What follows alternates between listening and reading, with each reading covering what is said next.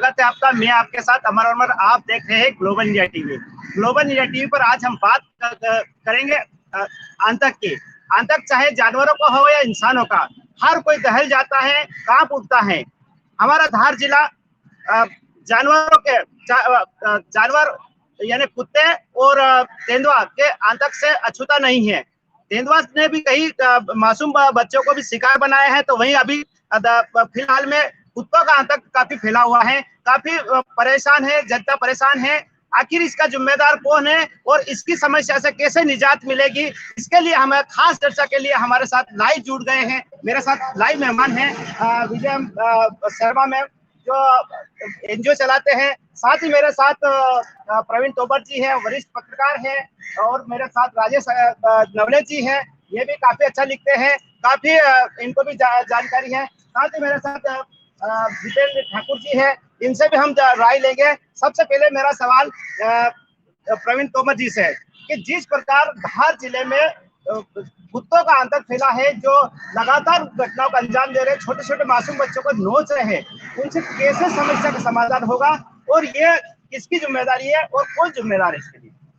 निश्चित रूप से कहीं ना कहीं प्रशासन को इस पर ध्यान देना चाहिए, और जो एनजीओ काम कर रहे हैं उन एनजीओ को इस पर ध्यान देने की आवश्यकता है। इसमें क्या है, सबसे पहले इन जितने भी डॉग्स हैं इनका ऑपरेशन हो जाना चाहिए, ताकि इनकी नस्ल आगे न बढ़े। अगर इनकी नस्ल आगे बढ़ती है तो निश्चित रूप से ये बाजार में जंगली तरफ फैलते हैं और बच्चों को काटते हैं, बच्चों को नुकसान पहुंचाते हैं। जिले में करीब 20 से 25 हजार ऐसे कुत्ते हैं, जो शासकीय आंकड़ा है, मेरे पास अधिकृत तो नहीं है, पर शासकीय आंकड़ा है, करीब जिले में 20 से 25 हजार इस टाइप के श्वान हैं, परंतु इस पर बिल्कुल ध्यान नहीं दिया जा रहा। और मान लो प्रशासन कहीं ध्यान देने की कोशिश करता है तो एनजीओ इसके लिए आगे आ जाते हैं कि नहीं साहब, ये पशु क्रूरता अधिनियम है, और इस टाइप से उनको काम करने से रोकते हैं। तो ये बिल्कुल नहीं होना चाहिए, और अगर जो एनजीओ को रोकते हैं तो उनको ये काम अपने हाथ में लेना चाहिए। इसमें अगर मान लो कुत्ते को रोकते भी है तो इनके बहुत सारे नियम है। इनके हिसाब से जैसे इनमें एक अलग इनका ऑपरेशन थिएटर होना चाहिए, मेल अलग होना चाहिए, फीमेल अलग होना चाहिए, वो कोई व्यवस्था जिले में नहीं है। जिले में इस प्रकार का कोई बजट भी शासन से नहीं है, इसलिए शासन को भी विशेष रूप से ध्यान देना चाहिए और एनजीओ को भी देना चाहिए। जी, एनजीओ को भी देना चाहिए, शासन को भी देना चाहिए। लेकिन हम अगला सवाल लेंगे राजेश नवले जी से। नवले जी, जिस प्रकार से धार में कई मासूम बच्चों को नोचा है कुत्तों ने, ये घटनाएं आपने भी इसके बारे में लिखा है, आप इस पर पहले थोड़ा सा बताएंगे विस्तार से? देखिए, पहले हम ये बात करेंगे कुत्ते आक्रामक क्यों हो रहे हैं। रोज तो ये घटनाएं होती नहीं, अगर साल में 10 घटनाएं हुई पिछले 1 साल के अंदर, आप उसको सीधे कुत्तों का आतंक नहीं बोल सकते। हमको जरूरतों पे भी जाना पड़ेगा कि आखिर पशु आक्रामक क्यों हो रहा है। कल की जो घटना हुई है उसमें 2-3 आवारा श्वानों ने बच्चे पे हमला करा, लेकिन घर के ही पालतू श्वानों ने एक मददगार के तौर पे माँ के साथ पे स्टैंड होकर और उस बच्चे को बचाने में भूमिका निभाई। दोनों ही श्वान हैं, पर प्रवृत्ति अलग अलग है। दरअसल क्या हो रहा है कि हम कुत्तों को लेकर संवेदनशील नहीं है। कुत्तों को लेकर पहले हम घर में बच्चा, हमारे यहाँ रोटी बनती थी, घर में खाना बनाते थे, तो हम एक रोटी कुत्ते की निकालते थे। आज गलियों में जो कुत्ते हैं, पालतू कुत्ते हैं, या गलियों के अंदर आवारा कुत्ते बोलते हैं आप उनको, तो वो एक नाइट डॉग, नाइट वॉचमैन की भूमिका निभाते हैं। लेकिन हम ये सोच नहीं रहे कि यार वो उनका भोजन कहाँ से आता होगा। उनको अगर गर्मी पड़ेगी, यहाँ तापमान बहुत बढ़ता है, वो पानी कहाँ से पीते होंगे। अब जब भोजन नहीं मिलेगा, और यदि आपको किसी खेत खलियान में कोई बच्चा दिख रहा है अकेला बैठा हुआ, और यदि वो कुछ खा रहा है, तो जाहिर सी बात है कि कुत्ते जो है वो उस बच्चे के ऊपर दौड़ेंगे और उसको छीनने की प्रयास करेंगे। यदि बच्चा विरोध करता है तो हमले जैसी घटनाएं होंगी। इसमें प्रशासन, आम लोग और सभी को अपनी जिम्मेदारी समझना पड़ेगी, क्योंकि पशु तो बता नहीं सकता है कि मैं भूखा हूँ। औसत रूप से एक कुत्ता 2-3 दिन भूखा रह सकता है, इससे ज्यादा रह नहीं सकता, जितनी मेरे को जानकारी है। अब अगर आप जंगली कुत्ते हैं जो ग्रामीण क्षेत्रों में या जंगल क्षेत्रों में है, वहां पर यदि उनको खाने को नहीं मिलता है तो क्या करेंगे। हमारी भी जिम्मेदारी बनती है कि हम लोग एक आदत में बना लें, जिससे हम धर्म से भी जुड़ेंगे, कि घर में जो पहले बुजुर्ग कहते थे कि एक रोटी गाय की और एक कुत्ते की निकाले। आप देखिए, यदि हर घर से एक रोटी गाय की और एक कुत्ते की निकलने लग गई, तो जितने आवारा कुत्ते आपके मोहल्ले में, औसत रूप से 2-3 कुत्ते होते हैं। यदि सबने जिम्मेदारी से एक एक रोटी वहां रख दी, तो सारे कुत्ते होंगे, जितने भी वहां पर आवारा श्वान होंगे, उनका पेट भर जाएगा। अब दूसरी बात आती है कि इसका निदान क्या हो सकता है। इसका निदान निश्चित ही यह है कि हम एक तो इनकी संख्या को सीमित करें। नसबंदी जैसे कार्यक्रम जो है हम पुरुषों पे लागू करते हैं, परिवारों पे लागू करते हैं, हम इंसान पे लागू करते हैं, तो भाई ठीक है, क्योंकि श्वान जो होता है वो एक साथ, उसकी प्रजनन क्षमता इतनी होती है कि वो एक साथ में 8-10 बच्चों को जन्म देता है। तो निश्चित ही इनके कारण जो है वो संख्या बढ़ती है। तो प्रबंधन होना चाहिए उनकी जरूरतों को लेकर भी और उनकी नसबंदी को लेकर। जी राजेश जी, मैं फिर आऊंगा आपके पास। मेरे साथ विजया शर्मा मैम है जो एनजीओ चलाती है। जो राजेश जी ने बात रखी है कि जो कुत्ते हैं वाकई में वो भूखे होते हैं तभी वो हमला करते हैं, उनको आवारा भी नहीं बोल सकते हैं। तो साथ ही प्रवीण जी ने बोला कि जिस प्रकार से इनको पकड़ते हैं या कोई कार्रवाई होती है तो एनजीओ सामने आ जाता है पूछता का बताकर, तो इस पर आप क्या कहेंगे? मैं सर की बातों से सहमत हूँ कि अगर हमको इस प्रकार से जो बाइक का रोकना है तो आप तभी रोक सकते हैं तब इस पे नसबंदी हो।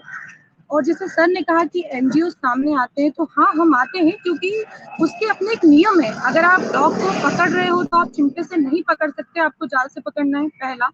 दूसरा, आप किसी भी डॉग को एक स्थान से दूसरे स्थान पे नहीं छोड़ सकते क्योंकि आपके रूल्स हैं, आपके नियम है कि आप जहाँ डॉग जन्मा है उसकी मृत्यु भी वहीं होगी। हाँ, किसी बीमारी से होती है या जिस भी तरीके से होती है। एनजीओ एक नियम बताने के लिए आता है कि आप ऐसे डॉग पकड़िए, उनका ऑपरेशन करवाइए, और ऑपरेशन के भी अपने एक नियम है। जैसे जब आप नगर निगम या कोई भी दूसरा एनजीओ जो टेंडर लेगा इस चीज का, इसका फंड जारी होता है, वो हर एनजीओ के पास नहीं होता है। जैसे हमारे पास इसका फंड नहीं है क्योंकि हम इस काम को नहीं कर रहे हैं। लेकिन जो भी एनजीओ इसका फंड लेगा उसको 3 दिन उसको भोजन पानी देना है, एंटीबायोटिक्स देनी है और उनको प्रेम पूर्वक वहां पर रखना है। आज मेरा ही या किसी भी मानव का ऑपरेशन होता है तो हम उसको एसी में रखते हैं, सारी सुविधाएं देते हैं, लेकिन डॉग्स के लिए ये प्रावधान है। लेकिन हम लोग समझ ही नहीं पाते हैं कि वो बिल्कुल हमारे ही जैसे हैं। अब रही बाइट की घटना, तो जैसे अभी सर ने बताया कि उनको भोजन पानी प्यार नहीं मिल पाता है। आप ही सोचिए कि अगर हम किसी धूप में भूखे बैठे हैं तो हमें भी चिड़चिड़ होगी, उसी प्रकार डॉग को भी चिड़चिड़ होती है। लेकिन जब नसबंदी होती है तो उनका अग्रेशन कम होता है, उनको एक एंटी रेबिस इंजेक्शन लगता है, जिससे मान लीजिए किसी कारण से उन्होंने किसी को बाइट कर भी लिया है तो वो रेबिस नहीं होगा, जिससे जान तो बची जाएगी बच्चे की या किसी की भी। तो इस प्रकार से कुछ नियम है जिसपे हम आम जनता को सोचना चाहिए, पढ़ना चाहिए, नेट पे पढ़ो, उसके बाद ही आप किसी, जैसे ही होता आप नगर निगम को कॉल कर रहे हो डॉग उठा के ले जाइए, वो गलत है। आप ये बताइए कि आप नसबंदी करवाइए। आज एक फीमेल डॉग 1 साल में 2 बार बच्चे देती है और वो ज्यादा से ज्यादा तादाद 7-7 बार बच्चे देती है। कुछ बच्चे पार्वो से खत्म हो जाते हैं, कुछ बच्चे एक्सीडेंट में खत्म हो जाते हैं, और अगर 2 बच्चा बचता है वो बड़ा होके फिर वही आपकी कॉलोनी में घूमेगा। तो नसबंदी के अलावा इसका कोई भी समाधान नहीं। जी, नसबंदी के अलावा कोई समाधान नहीं है। प्रवीण भैया, जिस प्रकार से मैम ने बताया, अपने विचार रखे, इन्होंने भी रखे, लेकिन ये एक कानूनन बनाकर जिस प्रकार नियम में उलझ कर रह जाएगा तो ये कुत्ते का तो काफी मतलब बढ़ रहे हैं। तो कब नसबंदी कब तक इसमें लागू होगी और कैसे निजात मिलेगा? नसबंदी तो ये तो शासन भी सोचना चाहिए, इसका बजट देना चाहिए, नगर निगम को देना चाहिए, जनपदों को देना चाहिए, पंचायतों को देना चाहिए, और जिला स्तर पे इसके लिए कोई एक बड़ा हॉस्पिटल होना चाहिए जो इनकी नसबंदी करे। ब्लॉक स्तर पे इनकी नसबंदी हो, तहसील स्तर पे इनकी नसबंदी हो। और अवेयरनेस की कमी तो है। कहीं भी गांव में हमने देखा कुत्ते हैं तो लोग माँ बाप तो मजदूरी पे चले जाते हैं, कुत्ते लेके बाहर खाना लेके बैठ जाते हैं और कुत्ते उसको झपट के खाते हैं और बच्चा उसको छीनने जाता है तो वो कुत्ते हमला करते हैं। तो यही हुआ, पाल्या के अंदर भी यही हुआ, तो सब दूर यही हो रहा है। तो इसकी बिल्कुल अवेयरनेस होना चाहिए। सही बताया मैडम ने, कुत्ते को चिमटे से पकड़ते, जाल से पकड़ना चाहिए नियम है, लेकिन जाल नहीं है, उसका बजट नहीं है, बजट की कमी है, इसका कारण निश्चित रूप से हमला करते हैं। तो इस पर रोक होना चाहिए। बिल्कुल। मैं अगला सवाल मेरा जितेंद्र जी से है। जितेंद्र जी, जिस प्रकार से हमारे बच्चों को लाड प्यार मिलना चाहिए, ऐसे कुत्तों को भी मिलना चाहिए ना, मतलब यानी उनको खाने पीने की अगर सही सुविधा मिलती है अगर तो ये इस प्रकार से हमला नहीं करेंगे। क्या कहते हैं आप? बिल्कुल आपकी बात से सहमत हूँ। हम सनातन धर्म को मानते हैं, जहाँ हम बहुत जोर जोर से जय घोष करते हैं कि प्राणियों में सद्भावना हो और विश्व का कल्याण हो। तो जब प्राणी मात्र की बात हो, कहीं ना कहीं श्रीमद् भगवत गीता में लिखा है, ममेवांशो जीव लोको जीव भूत सनातन मनश्चानि इंद्रियाणि विषयानुपसेवते।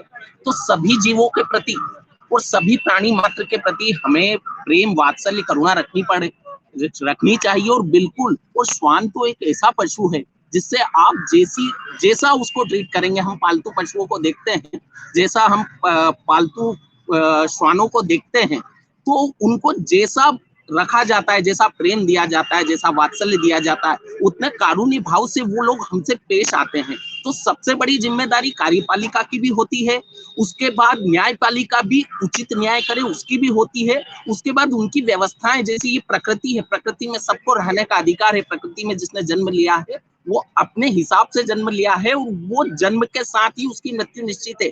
पर जबरदस्ती करके किसी भी या तो मानव मात्र के साथ या प्राणी मात्र के साथ कुछ करना कहीं ना कहीं अनुचित है। उसका समाधान सोचना चाहिए। समाधान जैसा कि बताया एनजीओज हैं, समाधान जैसा कि बताया कि नसबंदी का एक कार्यक्रम है, पर उससे बड़ी चीज जो नवले जी ने बताई कि सबसे बड़ी बात इसमें यह है, सबसे बड़ी विफलता हम लोगों की है, हर व्यक्ति की है, वो जन जागरूकता है।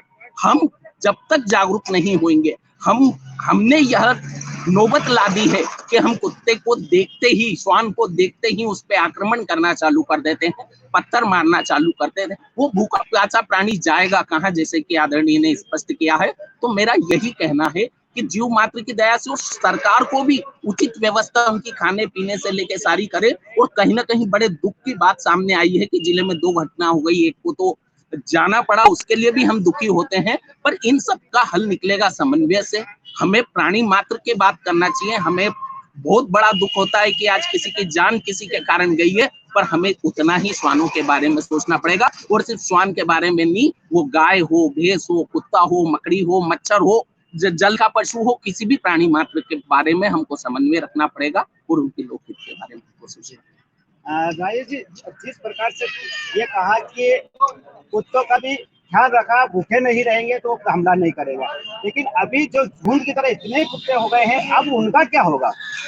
जो झुंड की तरह घूम रहे हैं, गांव में भी घूम रहे हैं, शहर में भी घूम रहे हैं, चाहे बाइक हो उस पे भी वो हमला करते हैं, कार पे भी हमला करते हैं, मैंने भी अक्सर देखा है। तो इसकी समस्या का समाधान क्या होगा? अभी तक जो देखा गया है, कुत्तों का गाड़ियों के पीछे भागना, ये इस तरह के जो मूवमेंट है, उसका काम है, वो मैं आपको जो बता चुका हूँ कि हम मोहल्ले में देखते हैं कि वो एक चौकीदार की भूमिका में होता है। लेकिन जब ये बच्चा रहता है, तो छोटे बच्चे को जब आप खिलाते हैं, आप कहीं भी देखिएगा मोहल्ले के बच्चे हैं, छो हम सिखा रहे हैं उसको दौड़ना। बात हो रही है हम कैसे ट्रीट करते हैं जानवरों को। आप जाइए, अगर अपने मोहल्ले के कुत्ते हैं और उनको रोज एक रोटी दीजिए और उनके सर पर हाथ फेरिए, आप रात को भी आएंगे तो वो आपको देखकर पूंछ हिलाता हुआ आपके पास आए। अब बात रही है कि ये संख्या बढ़ गई है, अभी इसको कैसे नियंत्रित किया जा सकता है। तो 2 चीजें हमको समझना पड़ेगी। जनपद से लेकर नगर निकाय, पंचायत, सभी को शासन अपने स्तर पर व्यवस्था करे। एक तो यह है कि पानी के पीने की व्यवस्था।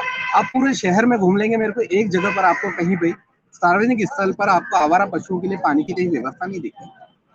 हम जिम्मेदारी तो हमको समझना पड़ेगी। हम उनकी यदि पानी की कर ले, घर घर से उसका रोटी वाला आ जाए, हमारे ट्रीट करने के व्यवहार में हम सुधार कर ले, तो एक तो हमें इनको है कि उनको हम कहीं ना कहीं अनुशासन में ला सकते हैं।